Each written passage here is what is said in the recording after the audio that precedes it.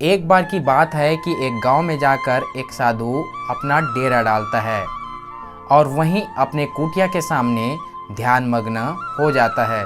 लेकिन वो जोर जोर से बीच बीच में चिल्लाने लगता है कि तुम जो चाहोगे वो पाओगे, तुम जो चाहोगे वो पाओगे।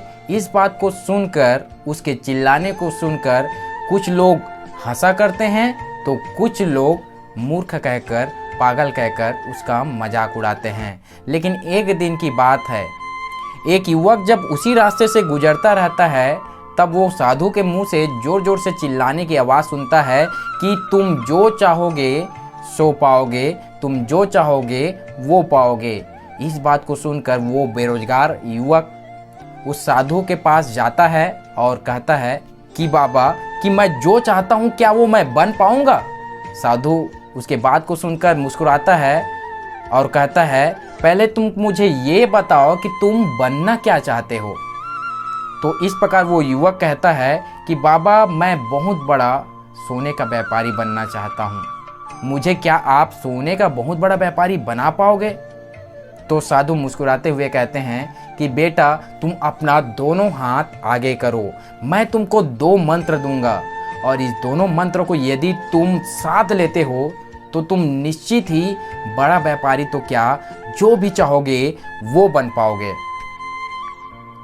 इस बात को सुनकर युवक बहुत खुश हुआ और उन्होंने अपना हाथ आगे किया और इस प्रकार साधु ने उसके पहले हाथ में समय नाम का पहला अनमोल मंत्र दिया और कहा कि बेटा, तुरंत अपने मुट्ठी को जकड़ लो। दूसरे हाथ में उन्होंने धैर्य नाम का कठोर मूल मंत्र दिया और कहा, बेटा, तुम समय का तो इंतजाम कर सकते हो, जीवन के लक्ष्य के लिए तुम समय दे सकते हो, लेकिन बहुत लोग होते हैं कि समय तो देते हैं लेकिन बहुत लंबे समय तक अपने लक्ष्य को बनाए नहीं रख पाते।